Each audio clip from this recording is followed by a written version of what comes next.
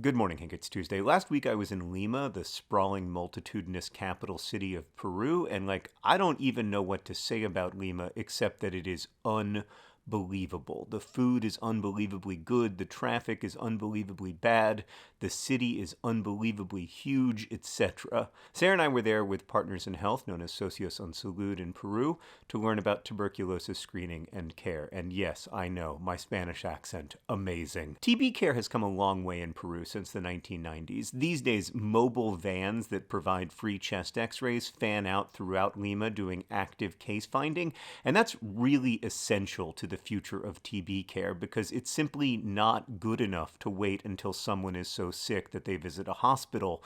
We need to find TB cases earlier, before the disease becomes extremely dangerous and extremely infectious. I spoke to one doctor, originally from Venezuela, who explained to me that chest x-rays are first screened by AI software and then sent to him via WhatsApp so that he can review areas of concern in the lung and then get the patient gene expert tests to clarify whether they actually have TB and what antibiotics their particular TB will respond to. If the AI is identifying a different lung abnormality, such as pneumonia or cancer, the patient can be triaged appropriately and referred to a hospital or clinic.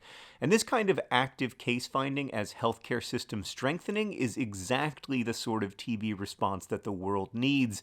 And even though there is still a long way to go in Peru before everyone is screened and treated appropriately, the progress is impressive. So one thing Partners in Health is really good at, Hank, is providing blueprints that can be expanded by governments or other global health authorities, like this mobile x-ray van and other forms of mobile x-rays, including chest x-ray machines that can fit in backpacks, started out as a PIH-only project, but has since been taken up by the Ministry of Health in Peru. Similarly, PIH helped fund the NTB trials in Peru that showed shorter regimens of drugs could be curative for both drug-sensitive and drug-resistant TB, and since then, the Ministry of Health has adopted those protocols, meaning that TB treatment in Peru now involves fewer pills taken for less time. We also got to meet with several TB survivors, including a woman called Gladys, who contracted extrapulmonary TB that invaded her breast, an extremely painful condition that is also life-threatening.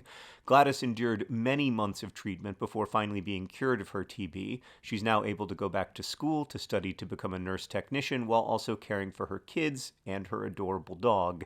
This is not some magic solution to all life's problems, of course, but it is the kind of basic access to healthcare that every human being deserves. So, Hank, around Socios and Salud sites in Lima, all kinds of innovations are unfolding. Some are very simple, a walkway where folks who've survived TB can pace back and forth for a few minutes to test for post-TB lung disease, for example.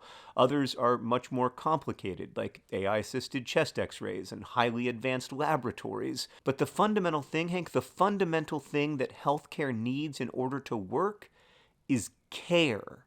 While visiting one Socios clinic, we met Brenda. Brenda is a trans woman living in Lima. It can be really hard for impoverished trans people to access healthcare in Peru, and Brenda explained to us how much in her life has changed since she was able to access gender-affirming care and treatment for other healthcare concerns.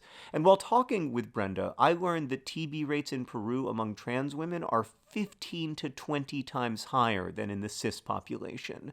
This is another reminder that tuberculosis and other diseases of injustice simply do not strike randomly. They follow the paths of injustice and inequity that humans blaze. So after Brenda shared her story with us, I happened to catch a glimpse of a healthcare worker standing with her as she registered for a doctor's visit. The woman she was with patted Brenda's back softly, kindly, with care.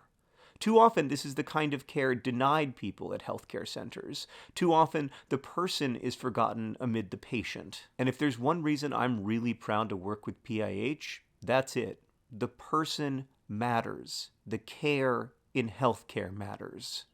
Hank, I'll see you on Friday.